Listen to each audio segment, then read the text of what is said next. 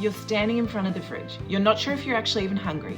Maybe you just ate 2 hours ago, maybe you didn't, but something in you really wants to eat. And that confusion you're feeling right now, it's not actually your fault. For years, you've been told to fight your hunger, to override it, to eat by rules instead of by what your body actually needs. And now you can't actually tell the difference between real hunger and something else entirely. In the next 21 minutes, I'm going to change that. Hi, I'm Jackie Fisher. I'm a nutrition counsellor and I've spent over 20 years helping women break free from the cycle of emotional eating, restriction and shame around food. By the end of this video, you'll understand the two completely different types of hunger that exist in your body, why you can't tell them apart right now, 4 tools that change everything, and how to rebuild trust with your body so eating becomes simple again. So grab a notebook, grab a cup of tea, and let's go. Before we dig into each type, I need you to understand why you've been confused for so long. Reason number 1, years of dieting has broken your signals. When you restrict food, ignore hunger, or follow external rules about eating, you override your body's natural signals. And over time, you stop being able to hear them clearly. Reason number 2 is they can happen at the same time. Sometimes you're both physically hungry and emotionally triggered, especially if you've skipped meals and then something stressful happens. Your body needs food and your emotions need support. Reason number 3, stress hormones mimic hunger. When you're stressed, your body releases cortisol, which can increase appetite and cravings, especially for sugar and fat. So stress literally feels like hunger, even though it's not. Reason number 4, emotional hunger is louder. It's urgent, demanding, it's in your face. Physical hunger is quieter, more gradual. So emotional hunger drowns out the subtle signals of physical hunger. And reason number 5, you've been taught not to trust your body. Diet culture taught you that your body is the enemy, that hunger is weakness, and that you need external rules to control yourself. So you stop trusting your own signals, and now you don't know which signals are real. But the good news is that you can learn to tell the difference again. It takes practice, it takes patience, it takes rebuilding trust with your body, but it is absolutely possible. And it starts with understanding what each type of hunger actually feels like. Here's what most people didn't realize.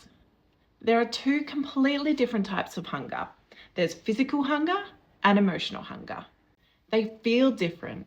They come from different places and they need completely different solutions. But diet culture taught you to ignore both. It taught you not to trust your body. It taught you that hunger is the enemy, that you should eat by the clock or by rules, not by what your body actually needs. And now you just can't even tell the difference anymore.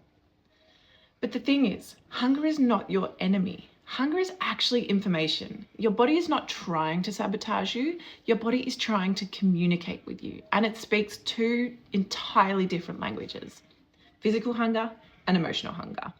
Both are valid and both are real, but they need different responses. So let's start with physical hunger. Physical hunger is your body's biological signal that it needs energy. It is not optional and it's not negotiable. Your body needs food to function. And there are 6 characteristics that distinguish physical hunger from emotional hunger.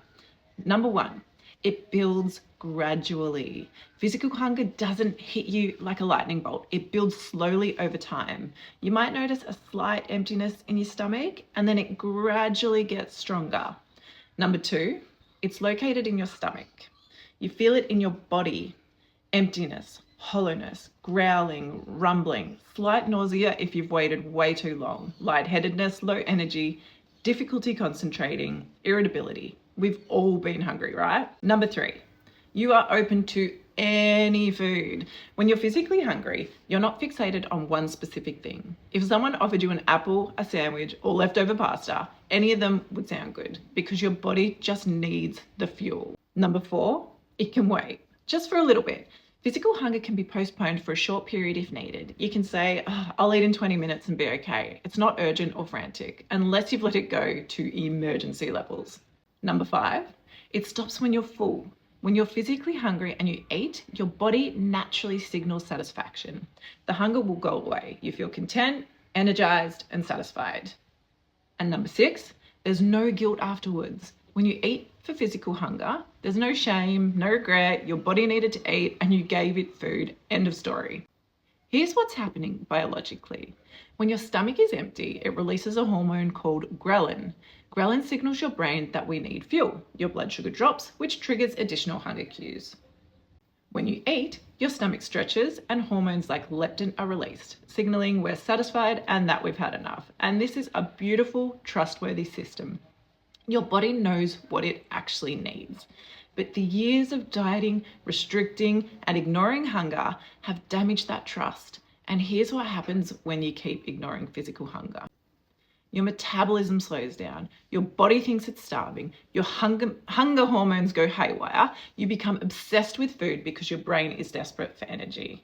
You lose the actual ability to recognize fullness because you're too hungry to stop. You binge later because your body is in survival mode and you reinforce belief that you can't trust your body. Honoring physical hunger is not giving in, it's not losing control, it's respecting your body's basic needs. You wouldn't ignore that signal that you need to pee, right? Physical hunger is the same. It's a biological need. Now let's talk emotional hunger, the one that's been confusing you. Emotional hunger is your mind's desire for comfort, soothing, distraction, or numbing.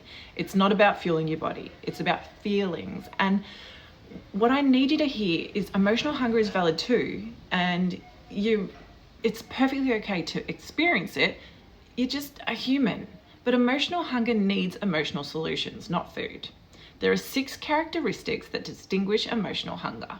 Number 1, it has a sudden onset. Emotional hunger hits fast. 1 second you're fine, the next second you need to eat. It feels urgent, demanding, almost frantic. Number 2, it's located in your mind or your mouth. It's a mental fixation, a craving above the neck. You might feel it in your mouth, wanting to taste something, or in your thoughts, you obsess about the food, but it's not in your stomach. Number 3, it wants one specific food. Emotional hunger isn't open to suggestion. It wants the ice cream or the chips or the cookies, something specific that provides comfort. It's not interested in an apple or a piece of chicken. Number 4, it feels so urgent, like you can't actually wait. It's an emergency. Waiting feels unbearable. And number 5, it doesn't stop when you're full. When you eat for emotional hunger, fullness doesn't satisfy you. You just keep eating past the point of fullness because you're not actually hungry for food. You're hungry for comfort, for connection, distraction, or the relief. So more food never actually feels like it's enough. And number 6, the guilt and shame afterwards. After eating for emotional hunger, you feel guilty, ashamed, frustrated, or really disappointed in yourself. Because on some level, you know food wasn't what you actually needed. And here's what's happening psychologically. Emotional hunger is driven by feelings, not by your stomach.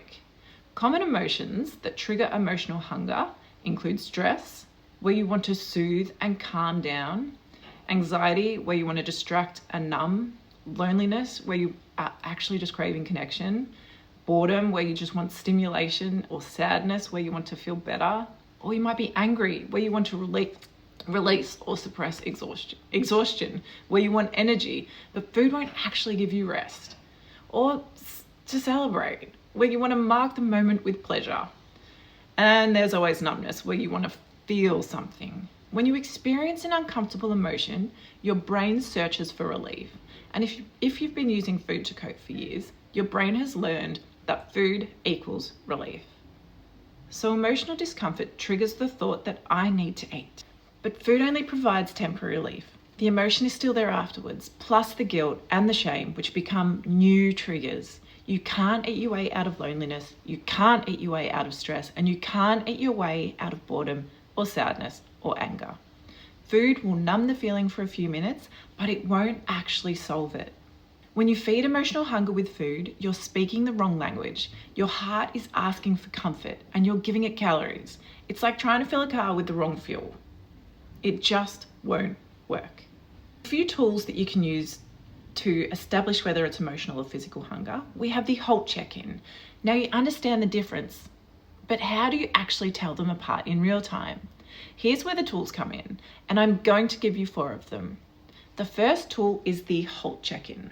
Before you eat anything, pause and ask yourself, am I H, hungry, A, angry, L, lonely, T, tired?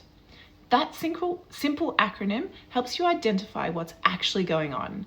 If you're hungry physically, eat, honor it, no guilt. If you're angry, lonely, or tired, food's not going to fix this. You need an emotional solution. And that is the entire tool. 10 seconds, 4 letters, with a massive impact that most of us never pause long enough to ask. We just react. Food is the default response because it's the fastest, most available way to soothe discomfort. But this 10-second pause, it changes everything, because once you know what you actually need, you can meet that need directly. I want you to use this tool before your next meal. Just pause, ask the 4 questions, notice what comes up. You don't have to change anything yet, but just notice. That is awareness, and that is the change. The second tool is the 10-minute pause technique. When you feel the urge to eat, commit to waiting 10 minutes and assessing during those 10 minutes. Ask yourself these questions. For physical hunger, when did I last eat? If it's been 3 to 5 hours or more, you're probably physically hungry. Is my stomach empty or growling? Do I feel low energy, lightheaded, or difficulty? Am I having difficulty concentrating? Would any food sound good right now, or just something specific? For emotional hunger, what was I just doing, thinking, or feeling before I wanted to eat? Did something happen that upset me, stressed me out, or did I get triggered by something? Am I looking for comfort or a distraction or numbing? Is the urge coming from my head and mouth or my stomach? Here's the key insight that changes everything. If the urge gets stronger during the 10 minutes, it's likely physical hunger. Your body is saying we really need fuel. If the urge stays the same or fades, it's likely emotional hunger. Your brain wanted distraction but moved on. This isn't about white knuckling or forcing yourself not to eat. It's about understanding what's actually happening so you can respond appropriately. Because once you know which type of hunger you're experiencing, the solution becomes really clear. Physical hunger, eat. Emotional hunger, address the emotion directly. The third tool is the body scan practice. This is the practice that takes you from intellectually understanding to actually feeling your body again. And here's how it works. Close your eyes, take 3 deep breaths, and now scan your body from head to toe and just notice. Is there sensation in my stomach? Emptiness, growling, hollowness? Is there sensation in my chest? A tightness, heaviness, anxiety? Is there sensation in my throat? A lump, constriction, like words I haven't actually said? Is there sensation in my head? Obsessive thoughts, fixation on food? Is there a sensation in my mouth? Wanting to taste, wanting to chew, wanting the texture? Here's what this tells you. If the sensation is in your stomach, it's physical. Hunger. Your body needs fuel to eat. If the sensation is in your head, chest, or throat, it's emotional hunger. Food won't actually help. Explore what you need. And this practice works because most of us never actually feel our bodies anymore. We think about eating instead of feeling where hunger actually lives. But when you slow down, when you actually scan your body, when you just notice without judgment, everything becomes clearer.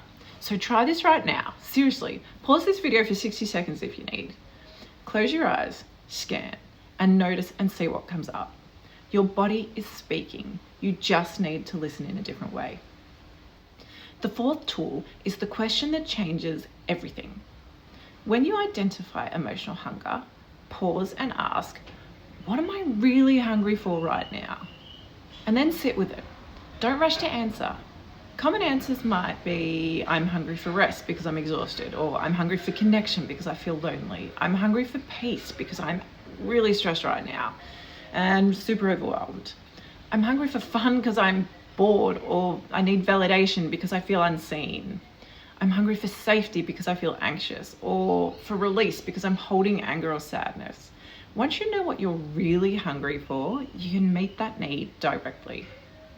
Stress needs calming, breath work, movement, rest. Loneliness needs connection, so call a friend, get in touch with your community, have some self-compassion. Boredom needs stimulation, a hobby, creativity, curiosity, and sadness needs expression. So you might just need a big cry or journal or a massive hug. Anger needs release, so physical movement or learning to set some boundaries, express it. Exhaustion needs to rest, have a nap, delegate, or say no. When you understand what you're actually asking for, the solution becomes clear, and it's almost never food. This isn't failing, this is communication. Your heart, your mind, your body are trying to tell you something, and the question is what? And once you have that answer, you can give yourself what you actually need. Now I need to address something important. Diet culture taught you that physical hunger is the enemy, that you should fight it, ignore it, control it. And that is an actual lie. When you ignore your physical hunger, your metabolism slows, your hunger hormones go haywire, and you become obsessed with food. You lose the ability to recognize fullness, and you binge later. You reinforce belief that you can't trust yourself anymore. But when you honor physical hunger, the obsession stops, the binges stops, the shame stops, because you finally stop fighting your body. Your body is not the enemy here. Your body is your home, and you're learning to come home to it. Now here's your permission slip. You are allowed to be hungry. You are allowed to eat when you're hungry. You are allowed to do this without guilt. You're allowed to trust your body, and that's not indulgence. It's not a lack of discipline. This is basic self-care. You wouldn't ignore the signal that you need to breathe. You wouldn't fight the signal that you need to sleep. And hunger is exactly the same. So eat regularly, every 3 to 5 hours, and eat enough. Don't try to get by on the minimum. Eat what nourishes you and what brings you joy. Both really freaking matter. When you honor physical hunger, your body learns she's going to feed me. I can trust her. I don't need to panic about food. I can recognize fullness again, and the whole system rebalances. This is why restriction never works and why honoring hunger does. Now, the final piece that brings this all together is the hunger-fullness scale. It's a 1 to 10 scale that helps you tune into your body. 1 is starving. 3 is moderately hungry, so you have definite hunger signals. It's the ideal time to eat. 5 is neutral, you're not hungry and you're not full. 6 is slightly full, that's the first signs of satisfaction, a great place to stop. 7 is you're comfortably full, satisfied and content. And 10 is when you're painfully full, stuffed and in physical discomfort. Now the magic happens here. Eat when you're at a 3 or 4 and stop when you're at a 6 or 7. And that's it. It is literally the whole system. Most of us either ignore hunger until we're at a 1 and desperate, or we eat past satisfaction to an 8 or 9 and regret it. Either way, we lose trust with our body. But when you're at a 3 and stop at a 6, your body starts believing you'll feed it regularly. You learn that fullness is real and that you eat with calm instead of urgency. You stop being obsessed with food. So this week, just start noticing where you are on the scale. You don't have to change anything yet, just notice, because awareness is the first step. So here's what we covered. You learned that there are 2 types of hunger, physical and emotional, and both are valid, both are real, and both need different responses. You learned why you've been confused, that diet culture broke your signals, but they're not permanently broken, they're just quiet, and quiet things can get loud again. You learned 4 tools, the HALT check-in, the 10-minute pause, the body scan, and the question, what am I really hungry for? You learned permission to honor your hunger, to trust your body, and to stop fighting yourself. And you learn the scale that brings it all together. Your body has been trying to communicate with you this whole time, and you're just learning to listen now. So if this resonated with you, this is just one module of my full coaching program, the Food Liberation Method. There's so much more we go deeper on, including emotional regulation, social eating, boundaries, and building sustainable patterns that actually work. So if you want to learn more about working with me, the link is in the description below. And if you got value from this video, please give it a like, subscribe to the channel, and let me know in the comments which of these tools are you going to try first. I'd really love to hear from you. So until next time, remember, your body speaks. You are learning to listen.